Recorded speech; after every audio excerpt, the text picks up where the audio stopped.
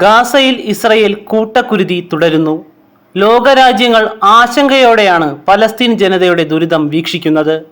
വെടിനിർത്തലിനായുള്ള ശ്രമങ്ങളെല്ലാം പരാജയപ്പെടുന്നു. ഇസ്രയേലും ഹമാസും ആക്രമണത്തിൽ നിന്ന് പിന്മാറാൻ തയ്യാറാവുന്നില്ല. അതിനിടെയാണ് ഗാസയിൽ വെടിനിർത്തലിനുള്ള ഐക്യരാഷ്ട്രസഭയിലെ നീക്കത്തെ വീറ്റോയിലൂടെ അമേരിക്ക തടഞ്ഞതായ റിപ്പോർട്ടുകൾ പുറത്തുവരുന്നത്. വടക്കൻ ആഫ്രിക്കൻ രാജ്യമായ അൾജീരിയയാണ് വെടിനിർത്തൽ പ്രമേയം മുന്നോട്ട് വെച്ചത്.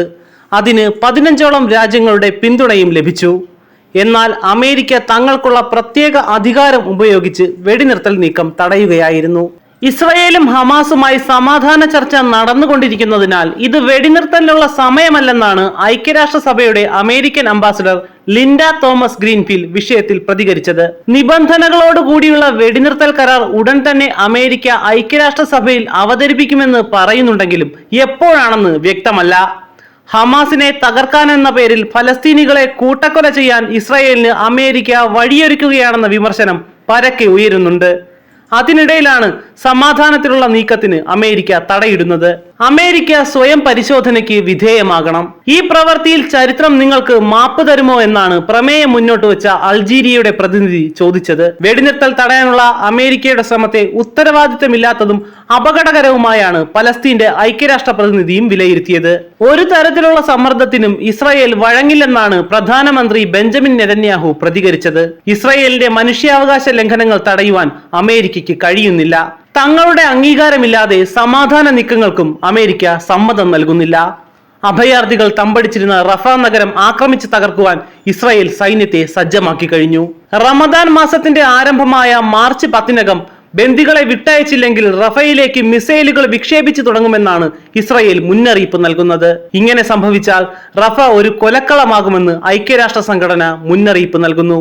ഈ അവസരത്തിൽ തങ്ങളുടെ സഖ്യരാഷ്ട്രത്തിന് അനുകൂലമായ വിജയം നേടുവാനും പലസ്തീനിൽ നിന്ന് ഇനിയൊരു എതിർസ്വരം ഉയർന്നു വരാതിരിക്കാനുമാണ് അമേരിക്ക നിലകൊള്ളുന്നത്.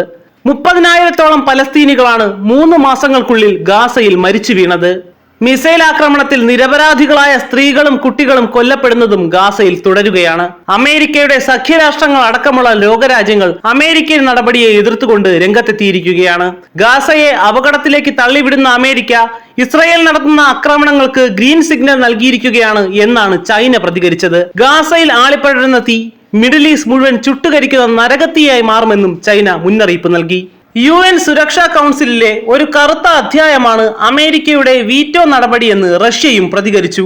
പലസ്തീനിനെ ഉന്മൂലനം ചെയ്യാനുള്ള ഇസ്രായേലിന്റെ മനുഷ്യത്വരഹിതമായ നീക്കത്തിന് സാവകാശം നൽകുകയായിരുന്നു അമേരിക്കയുടെ ഉദ്ദേശമെന്നും റഷ്യ ആരോപിച്ചു. ഫ്രാൻസും ഖത്തറും നോർവേയും നടപടിയിൽ അതൃപ്തി അറിയിച്ചപ്പോൾ ഗാസയിൽ സമാധാനം പുനഃസ്ഥാപിക്കുന്നതിന്റെ ആവശ്യകത ഊന്നിപ്പറഞ്ഞുകൊണ്ട് സൗദി അറേബ്യയും രംഗത്തെത്തി.